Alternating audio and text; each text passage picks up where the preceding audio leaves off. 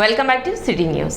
మార్సిపేటలోని శ్రీ దత్తసాయి ఆలయం నందు గురు పౌర్ణిమ మహోత్సవాలు జూలై 21వ తేదీ నిర్వహించనున్నారు. అనువంశిక ధర్మకర్త మరియు ఆలయ చైర్మన్ రేటూరి నాగసాయి ఆధ్వర్యంలో కాకడ హారతి, దత్తాత్రేయ స్వామి వారి వజ్రకవచ పూజ, విశేష పుష్పాలంకరణ, 108 ప్రదక్షిణలతో పల్లకి సేవ, అన్నప్రసాద వితరణ విశేషంగా నిర్వహించడం జరుగుతుందని ఆలయ కమిటీ సభ్యులు తెలిపారు.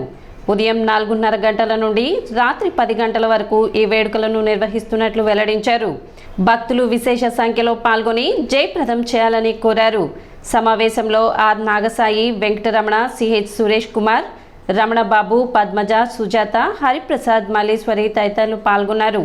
మారిస్పేట పాత బస్టాండ్ దగ్గర వేయించేసినటువంటి రఘోత్తమరాయ శాస్త్రి గారి దేవస్థానం ఆవరణలో ఉన్నటువంటి శ్రీ దత్తసాయినాథుని యొక్క దేవస్థానమునందు గత 32 సంవత్సరములుగా నిర్విరామంగా గురు పౌర్ణమి మహోత్సవాలు అతవైభవంగా జరుగుతూ వస్తున్నాయి.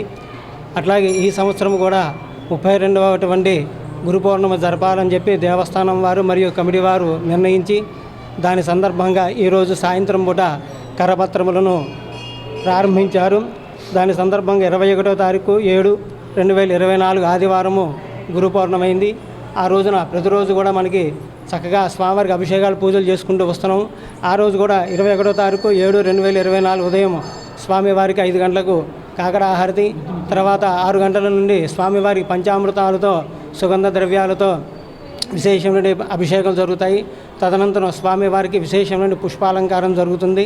మధ్యాహ్నం 12 గంటలకు హారతి అనంతరం భక్తులందరూ కూడా విచ్చేసినటువంటి భక్తులందరూ కూడా సుమారు ఒక 2,000 నుంచి 3,000 మధ్యలో భక్తులందరికీ అన్నదానం చేయడం జరుగుతున్నది. అట్లాగే సాయంత్రం 6 గంటలకు స్వామివారి సాయ సంధ్య హారతి, 6:30 గంటల నుంచి స్వామివారికి 108 పల్లకి ఉత్సవంతో స్వామివారికి 108 ప్రదక్షిణాలు చేయడం జరుగుతుంది. 32వ గురు పౌర్ణమి మహోత్సవములు మన పాత బస్టాండ్ వెనక ఉన్న దత్తసాయి ఆలయంలో నిర్విరామంగా ఎప్పటి నుంచి జరుగుతున్న మన గురు పౌర్ణమి మహోత్సవం మళ్ళీ ఎప్పట్లాగానే ఈ సంవత్సరం కూడా మనం చేస్తున్నాము. ఘనంగా చేయాలి అని కమిటీ సభ్యులందరూ నిర్ణయించుకొని ఈరోజు ఈ కరపత్రాన్ని విడుదల చేసి భక్తులందరికీ సాయినాథుని కృపకు వాళ్ళ ఇంటికి లేదా వాళ్ళ సుఖశాంతులకు కలిగించాలని బాబావారిని మనస్ఫూర్తిగా కోరుకుంటున్నాము. ఈ కార్యక్రమంలో భాగంగా ఉదయం హారతి, విశేషంగా హారతి ఉంటుంది. అలాగే పుష్పాలంకరణ ఉంటుంది. మధ్యాహ్నం అన్నదానం ఉంటుంది. ఈ అన్నదానానికి ఎవరైనా సరే భక్తులు లేదా దాతలు విరాళాలు లేదా ఏమైనా ఇవ్వాలనుకున్న వారు ఆలయ ఆఫీస్ నుంచి సంప్రదించగలరు, లేదా కమిటీ మెంబర్లని మీరు సంప్రదించగలరు. అలాగే సాయంకాలం రాజస్థానీ మేళతాళాలతో 108 పల్లకి ప్రదక్షిణాలు జరుగుతున్నాయి. క్రేన్ ని ఆర్టీసీ బస్సు ఢీకొట్టిన ఘటనలో పలువురికి స్వల్ప గాయాలు అయ్యాయి. ఓవర్ బ్రిడ్జ్ నుండి బస్టాండ్ వెళ్లే మార్గంలో గుంటూరు తెనాలి పల్లె వెలుగు బస్సు ఎదురుగా ఉన్న మరో బస్సును ఓవర్టేక్ చేసే క్రమంలో ప్రియా థియేటర్ రోడ్డు వైపు నుండి వస్తున్న క్రేన్ టర్నింగ్ తిప్పే సమయంలో ఆర్టీసీ బస్సు ఢీకొట్టడంతో ప్రమాదం జరిగింది. ఈ ఘటనలో క్రేన్ సహా ఆర్టీసీ బస్సు పాక్షికంగా ధ్వంసమైంది. అటుగా స్కూటీపై వెళ్తున్న వ్యక్తి సహా బస్సులోని ఒక ప్రయాణికుడికి గాయాలు కాగా చికిత్స నిమిత్తం ప్రభుత్వ వైద్యశాలకు తరలించారు. ఈ ప్రియాస్ మహల్ రోడ్లో రైస్ మిల్ దగ్గర ఒక మెషిన్ ఒకటి లోడ్ చేసి నందివెలుగు సెంటర్లో లారీ ఒకటి దిగబడితే లాగటం కోసం పంపిస్తున్నానండి. బండి నాదేనండి, క్రెయిను, ఏసీ క్రెయిను.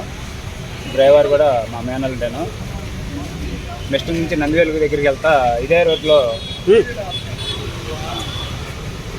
లెఫ్ట్ సైడ్ మన ప్రియాస్ మహల్ రోడ్లో నుంచి లెఫ్ట్ సైడ్ సాయిబాబు రోడ్లోకి లెఫ్ట్ సైడ్ రిటర్న్ అవుతా హార్న్ కొట్టుకుంటూ చాలా స్లోగా హార్న్ కొట్టుకుంటూ రిటర్న్ అయ్యే టైంలో ఆర్టీసీ బస్సు వేరే బస్సుని క్రాస్ చేసుకుని బాగా ఫాస్ట్గా వచ్చి ట్రైన్ భూమిని కొట్టాయండి.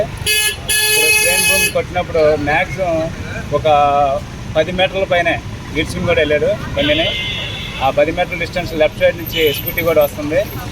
ఈ లాక్కెళ్తాం ట్రైన్ బ్యాక్ సైడ్ టైర్ ఇరిగిపోయింది. ఈ అతని ఫ్రంట్ 10 మీటర్లు లాక్కెళ్ళిన వారు ఆ స్కూటీ మీద కూడా ఎక్కేసింది సార్. స్కూటీ అతనికి కాల్ ప్యాచ్ అయింది. బస్సు కూడా లెఫ్ట్ సైడ్ మొత్తం డ్యామేజ్ అయింది. బాగా ట్రైన్ అయితే బాగా స్లోగా వెళ్తున్నాము, ఎందుకంటే హార్న్ కొట్టుకుంటున్నాము. లెఫ్ట్ సైడ్ కటింగ్ అవడానికి స్లోగానే వెళ్తున్నాడు బండి, హార్న్ కొడుతున్నాడు. నేను బ్యాక్ సైడే ఉన్నాను ట్రైన్ వెనక.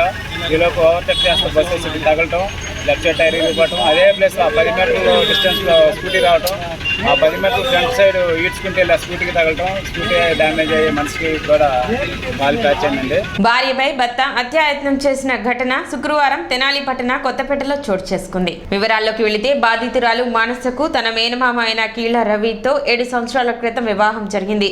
అయితే అదనపు ఘటన కోసం తరచూ ఆమెను వేధిస్తూ ఉండేవాడని, ఈ నేపథ్యంలో కొల్లూరులోని భర్త వద్ద నుండి వెళ్లిపోయి వలివేరులోని తన తల్లి వద్ద గత 6 నెలలుగా అక్కడే ఉంటూ తెనాలిలోని కొత్తపేటలో ఓ DTP సెంటర్ నందు పనిచేస్తుంది. రోజులానే మానస విధులకు హాజరై శుక్రవారం భోజనం చేసేందుకు తన స్నేహితురాల వద్దకు వెళ్లిన మానస వద్దకు వచ్చిన రవి ఆమెపై కత్తితో దాడి చేశాడు.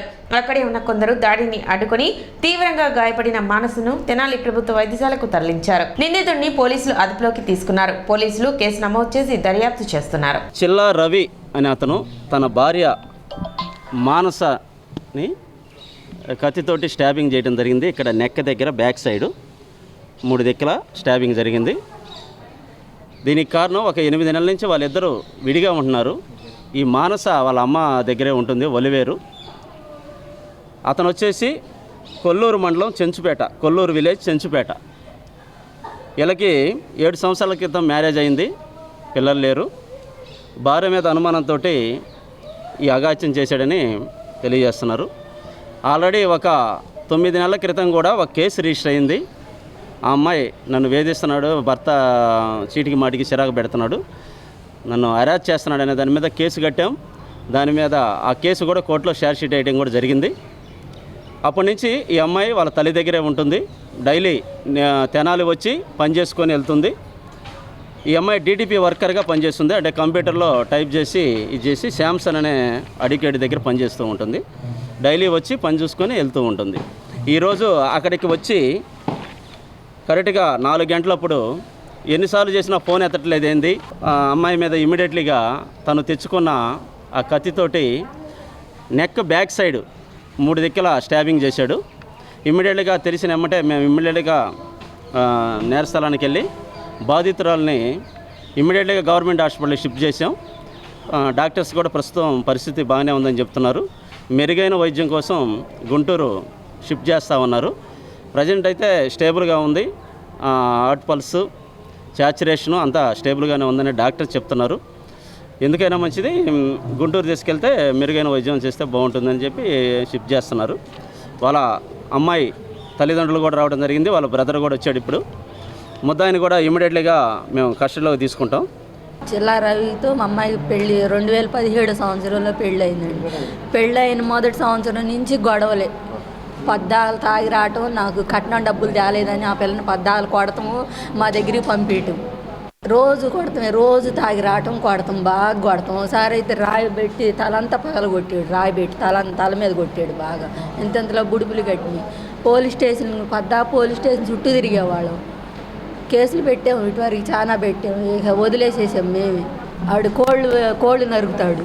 ఈ కట్నం తేలేదు, పెళ్లి చేసుకున్న కాడి నుంచి నాకు నువ్వు రూపాయి కట్నం తేలేదు. అప్పుడేమో నాకు కట్టుగొడ్డలతో పంపియాక నేను బాగా చూసుకుంటాను, చక్కగా చదువుకునే అమ్మాయిని కాలేజీ చుట్టూ తిరిగి ఆ పిల్ల జీవితం నాశనం చేసాడు. ఆ పిల్లలు పద్దాల కాలేజీ 6 నెలల నుంచి మా దగ్గర ఉంటుంది గొడవ అయ్యి. అప్పుడు కూడా బాగా కొట్టాడు. పడిపోతే మేము అక్కడ పోలీస్ స్టేషన్లో చెప్తే మా ఎస్సీ గారు అంది, సరే కొన్నాళ్ళు మీ దగ్గర ఉంచుకోండి అమ్మా, తర్వాత మాట్లాడదాం అంటే అప్పటి నుంచి మా దగ్గరే ఉంటుంది. మా దగ్గర నుంచే డ్యూటీకి వచ్చేది తెనాలి రోజు. ఇవాళ బాగా చేసాడండి తాగొచ్చి. మరి పులివర్తి మానస అమ్మాయి ఆడది అసలు కొల్లూరులో వాళ్ళ అమ్మ తమ్ముడికి పెళ్లి చేసుకున్నారు. వాళ్ళిద్దరి మధ్య గొడవలు వచ్చి ఇద్దరు విడిపోయిన తర్వాత మళ్ళీ ఈరోజు వచ్చి తాగొచ్చి ఆమె ఉమా DTP సెంటర్ అని రిజిస్ట్రార్ ఆఫీస్కి తూర్పు వైపున్న షాపులో కంప్యూటర్గా పనిచేస్తుంది. ఇక్కడికి వచ్చి మా ఆఫీసులో పనిచేసే కంప్యూటర్ అమ్మాయితో మాట్లాడుకుంటా ఉంది. ఇద్దరు మాట్లాడుకుంటా ఉండగా అతను వచ్చి కత్తి పెట్టి పొడితే అరుచుకుంటూ వచ్చి నేను వెనక నా టేబుల్ మీద కూర్చుంటే నేను నా దగ్గరికి వచ్చి మీద పడింది. రక్తం బ్లడ్ కారిపోతుంది. వచ్చి ఇక నేను అతన్ని ఆపి ఆమె వెనక అడ్డం ఉండి నేను బయట ఆపాను. తర్వాత ఇక అంతలోకి వాడు గొడవ చేసి బయట నిలబడ్డాడు. జనం వచ్చారు, తీసుకెళ్ళి పక్కకు తీసుకెళ్ళారు. సిటీ న్యూస్ ముంచే ముందు ముఖ్యాంశాలు మరోసారి.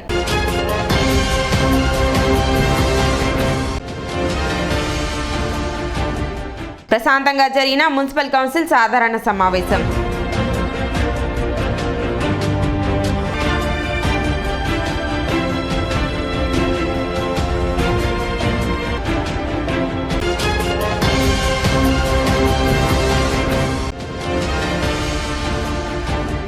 కృష్ణా పశ్చిమ డెల్టా పరిధిలో గల ప్రధాన కాలువలకు సత్వరమే మరమ్మతులు చేపట్టాలి. ఆంధ్రప్రదేశ్ రైతు సంఘం డిమాండ్.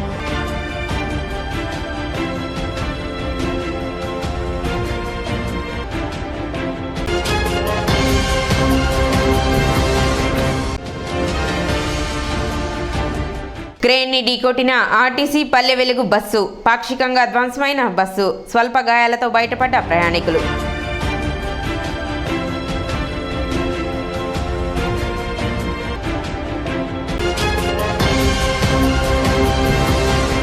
సిటీ న్యూస్ ఇంతటితో సమాప్తం. నమస్కారం.